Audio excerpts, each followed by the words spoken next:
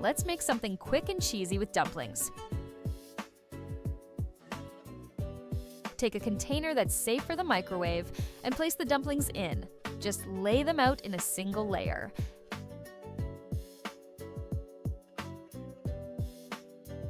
Cover the top with cling wrap that can go in the microwave. Don't forget, poke a few holes in the plastic. Super important so it doesn't explode inside. Microwave it for a short while, just enough to heat them up a bit. Don't overdo it, because we're still gonna heat it again later.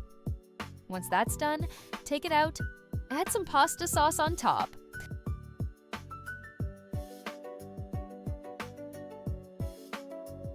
And cover it with lots of cheese, as much as you like.